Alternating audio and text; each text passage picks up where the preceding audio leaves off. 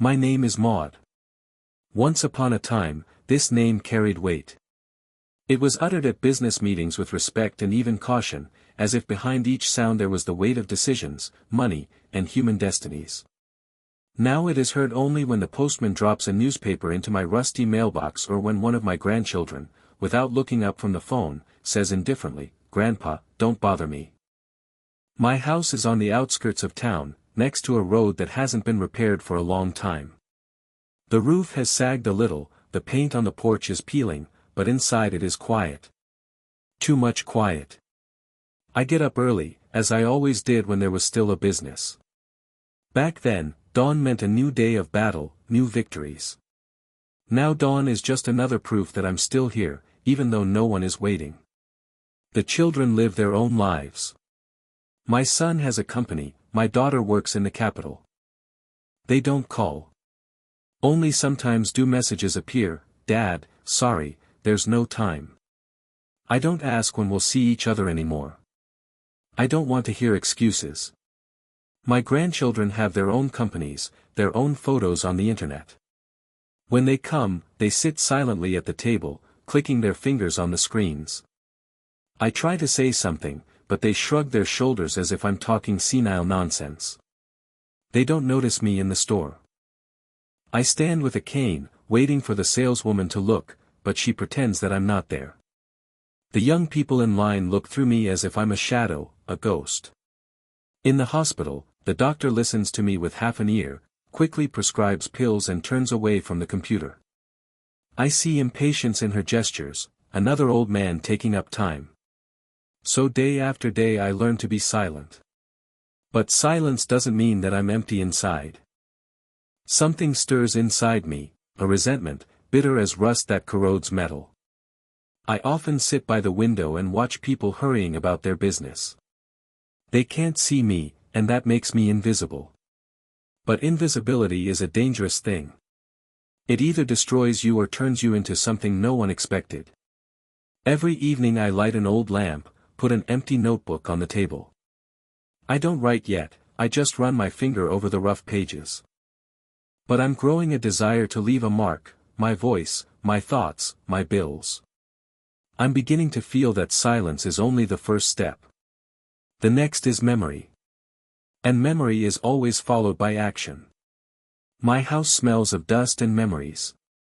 Sometimes I think, maybe this is how it should be. Maybe old age is a natural erasure, a gradual disappearance. But every time I hear the doctor's indifferent voice or see the arrogance in the saleswoman's eyes, I feel, no, it's too early to write me off. Because deep down, something dark and strong is gnawing at me. I live in solitude, but solitude is not only silence. It is a mirror in which you see yourself without adornment. And I see that my time is not over yet. I can be ignored, but I cannot be erased. I remember. And memory is a dangerous weapon when it is underestimated for a long time. I often wake up in the middle of the night to the smell of engine oil, the feel of cold metal on my palms. It's a body memory that still remembers the days when I worked tirelessly, building a business from nothing. I started in dark garages, in the dirt, with a few friends who believed in me more than in my own strength. We made mistakes, fell, lost money, but I knew how to get up.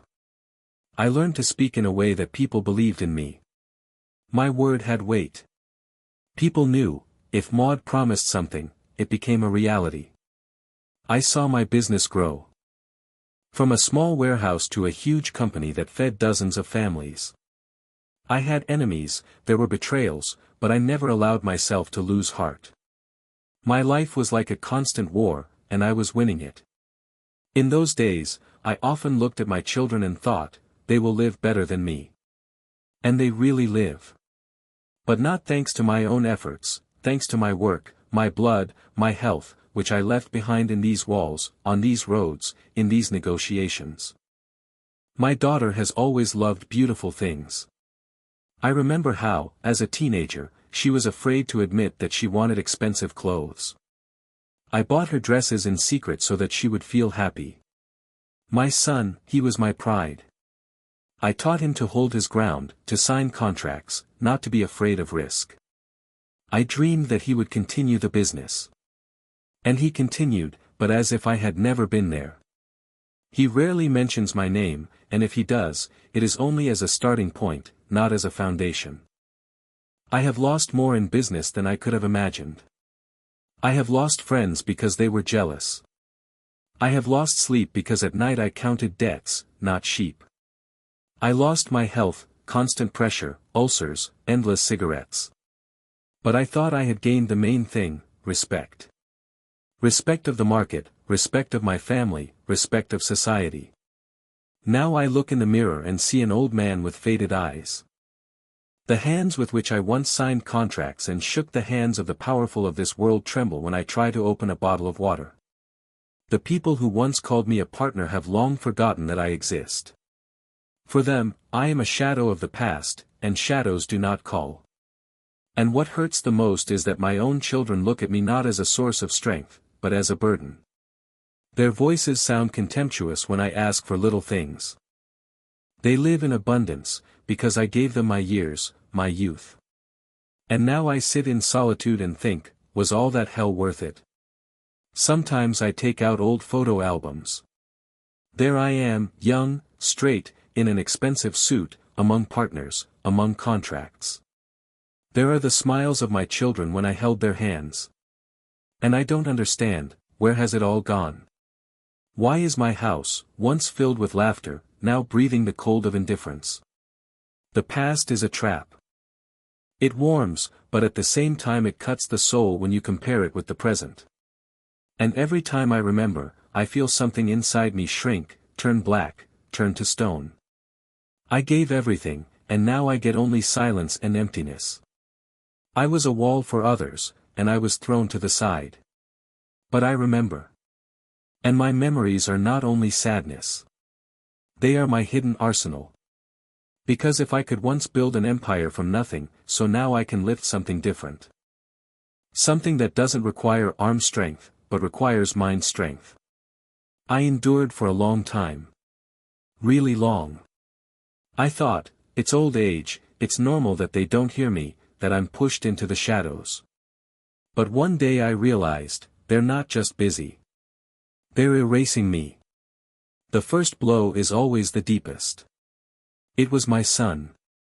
I called him, I don't do it often, because I know, there's no time. But then I asked him to come, to help with the roof. The rain was pouring through the tiles, and I didn't have the strength to climb the ladder. There was a tired pause in the receiver, then a cold, "Dad, why are you getting into such trifles? Call the master." "I don't have time for that." I sighed and answered, "Okay." He didn't hear that I didn't even have a reason to call the master. His voice left me bitter. Then, my daughter. She arrived for a few hours, in a hurry, with a bag of documents. I tried to talk, to tell her how lonely I was, how I couldn't sleep at night. She just nodded, sent messages, answered someone's phone. When I said, "It's hard for me," she looked up, cold, indifferent. "Dad, you're being dramatic. It's hard for everyone." I didn't try anymore. And the grandson. He became the last nail. We were sitting in the kitchen, and I asked him to put down the phone at least once, to look me in the eye. He smiled contemptuously. "Grandpa, you don't understand anything. You're already old. You don't have a future, but we do." His words fell harder than any stone. I felt my heart clench, as if I really was no more, neither for him nor for others. It was even worse in the hospital. I sat in front of the doctor, talking about the pain in my chest, about fatigue. She didn't look up, she typed something on the computer. Finally she waved her hand, "This is your age. Don't make it up." And she dismissed me as an unnecessary matter. I went out into the corridor, and the light of the lamps hurt my eyes. People walked by, no one looked. I felt like I wasn't a patient, but an old suitcase that someone had forgotten in the corner. I was pushed in the store. I was standing in line, holding a few groceries, and a young woman walked ahead without even apologizing. When I noticed, she said, "What are you doing standing there? Old people should stay home. The line laughed. Someone even repeated her words out loud, and everyone laughed again. I returned home and sat in the dark for a long time. That evening, I opened a notebook for the first time. I took a pen. I wrote the first name. Then the second. The date. The circumstances. The detail. I wrote everything I remembered, the tone of voice, the expression in the eyes, even the smell in the room. These weren't just notes. This was my account. Day after day, the entries multiplied. I wrote down even the little things there, when my daughter forgot my birthday, when my grandson didn't say, "Thank you," for the money I gave him for textbooks, when a neighbor walked by and didn't say hello. It all added up to a single picture. The world decided I could be crossed out. But they forgot, I had always been good at counting. I had always been good at keeping records. Now my contracts had changed, they weren't businesses anymore, they were human souls who owed me respect. And I began to feel, one day this notebook would become a plan. Every night, when I made a new entry, I heard something come to life inside me. Not pain, a cold clarity. I no longer cried or complained. I was collecting data. Just as I had once gathered facts and figures to make a profitable deal, I was now preparing to make another deal, with myself. The day was ordinary, gray, with heavy clouds, as if the sky was about to fall on the city. I went out to the center to buy some groceries. I walked slowly, carefully, holding the bags in my hands and a cane, like an anchor that kept me from falling. People hurried, overtaking me, almost without noticing. I was used to it. On the way back, my strength failed me. One of the bags tore, the apples rolled along the sidewalk. I bent down to pick them up, but my hands were shaking. 2 young men were walking nearby. I looked up and said quietly, almost pleadingly, "Guys, help me, please." They stopped. They looked at me, at the apples, at my hands. One snorted, the other laughed. "Look, grandfather, you made trouble yourself, and now you want servants for yourself," said one. "So hold on to your bag better than your life," said the other. They laughed loudly, so that everyone around them could hear. People looked around, and a few faces smiled, some turned away, some muttered something under their breath. But no one helped. I dropped my cane. I knelt down, picking apples with hands that barely obeyed. I wanted to fall through the ground, disappear, dissolve into this indifferent crowd. My ears were burning from their laughter. I could feel the blood pounding in my temples, and the world around me seemed to be a blur. And then something inside me broke. No, it didn't break, it woke up. The Maud they knew, weak and hunched over, had disappeared the moment I picked up the last apple and squeezed it so hard that it cracked in my palm. I stood up slowly, picked up my cane, and looked out into the crowd. My eyes met the eyes of a woman who had stopped nearby. She wanted to say something, but she swallowed the words because she saw my eyes. They were no longer faded. They burned with a cold light. I felt a silence rise inside me, not helpless, but sharp, filled with strength. I no longer felt shame. I did not feel humiliation. There was only a sense of clarity. All these years they had been wrong. They thought I was weak, that I could be despised with impunity.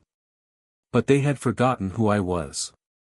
I remember every contract, every game, every victory. And now another game begins. I walked slowly home. My steps were heavy, but inside there was a lightness that I had not known for a long time. Silence greeted me in the room. But now it was not empty.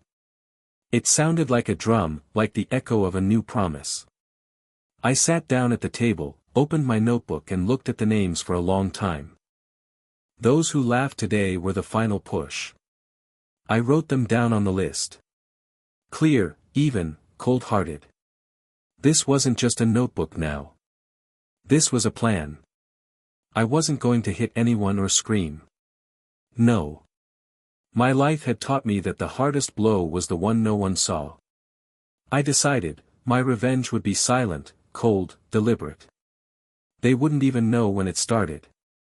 They would just feel that the world had turned against them, that every betrayal they committed backfired. That night I wrote new words on the first page: I'm no longer a victim. I'm a player. I closed the notebook, and the room grew darker. But inside me, it grew lighter. Because for the first time in years, I felt, my life is mine again. I sat over a notebook as if over a chessboard. Every name, every date, every little fact was a piece that could be moved. And I knew how to do it. I had played these games all my life. Only now the stakes were different. Not money. Not contracts. It was about souls. First I cleaned out the phone book, found old contacts. Many of them were those who still remembered Maud not as an old grandfather, but as a player. Some I had once saved from debt, some I had promoted, and some I had kept in the shadows. They all owed me something. And although the years had passed, the debts did not disappear. I called an old acquaintance, a former journalist. We used to do business together. He was not happy with my voice, but he listened carefully. I gave him a few names, a few details that I had collected over the years, small secrets, innocent at first glance. He knew what to do with them. The newspaper knows how to fan the fire. Then there are the neighbors. They always looked down on me, whispered behind my back. I remembered one story about their son who borrowed money from the cash register at work. I had the documents because I used to help his boss.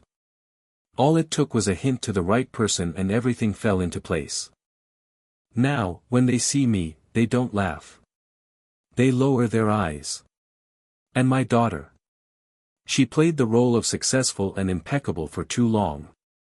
I knew about her borrowings, about those strange transfers to the account that she hid even from her husband. One letter was enough for a quarrel to break out in her house. They now look at each other with distrust. And I see how the cracks slowly part like ice. My son. My greatest hope and my greatest disappointment. I knew his weakness, the desire for quick profit. I remembered a business partner who had been waiting for a good opportunity to repay me. I only told him where and how to press. And now my son is running around, losing contracts, getting lost in documents. He planted a mine under his own throne, I only threw a match. I saw my children start to quarrel among themselves. Money, suspicions, betrayal. What they once considered a solid foundation turned out to be sand. And I sat in my dark house, drinking bitter tea and listening to the phone ring more and more often. But now I did not answer right away. I let them wait. I let them feel what it was like to be ignored. And my grandson? I prepared something else for him. I knew his weakness, his self-confidence. I sent him a message from a friend, using a fake number. There were a few words, enough for him to make a mistake, to post on the internet what he should have kept secret. And now his future, which he had so boasted about, was in question. His friends had turned away, his teachers had lost their trust. He came to me, for the first time without a phone in his hands, and looked at me with a bewilderment that I had never seen before. It all seemed like a coincidence. A newspaper article, a minor scandal, a ruined relationship, a leak of information. No one saw the hand that had stitched it all together. They had no idea that I was sitting at the center of this web, their grandfather, their burden, their shadow. I didn't shout or threaten. I just moved the pieces. And every step they took led to chaos.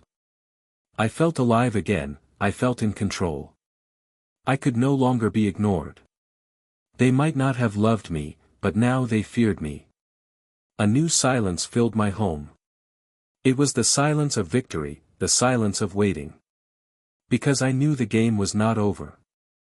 And I would play until each of them understood that old age does not mean weakness.